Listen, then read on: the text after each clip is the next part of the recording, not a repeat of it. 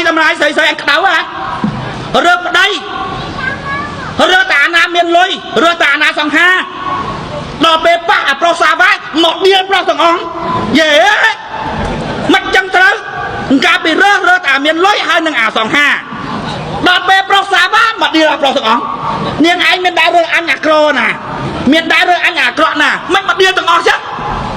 រើសិតតែរើឲ្យមានដុល្លារអាសង្ហាដល់ពេលអាប្រុសអស់នឹងវាសាវ៉ាមកដៀលទាំងអញអាក្រក់អញមិនទទួលយកមីងពូក៏ដូចគ្នាដែរអូសំនឹងស៊ីចេះកំសខាចេះឯងប្រាប់អស់លីងស្ដាប់មិនបានទេដល់ពេលអនុចាញ់បោកអើអញញ៉ាំយកបាយណាក៏ដូចញ៉ាំយកបាយណាដល់ខ្ញុំថាមិនវិញទេមានអត់កណាតមិនដែលបន្ទោខ្លួនឯងចេះបន្ទោតែគេមានអត់កណាតចាំមើលមកងាប់គេបោកទៀតហើយអញថាចឹងឈឺ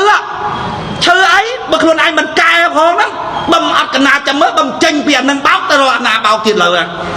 ហេអញមិនទៅបោះឆ្នោតបើមិនទៅបោះឆ្នោតអញហិតតអអ្នកយកបាយហិតតអ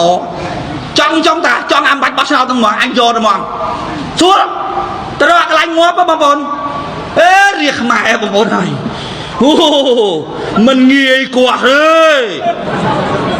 អញ្ចឹងបានខ្ញុំថាបើអញហើយអត់មានប្រពន្ធអត់មានកូនប៉ុណ្ណឹងហើយគាត់ខ្មែរមិនបានណាបកកែបញ្យល់ប៉ុណ្ណឹងហើយគាត់ខ្មែរមិនបានឲ្យចាំគេបោកទៅតែលួយផែនដីអញ្ចឹងបានអ្នកយល់បងប្អូនអ្នកយល់សិតតែមានអារម្មណ៍អរគុណខ្ញុំទាំងអស់អ្នកយល់ហើយបើអ្នកមិនយល់វិញណាគេមកគាំទ្រយើងគេចង់ឲ្យខ្ញុំអរគុណគេវិញ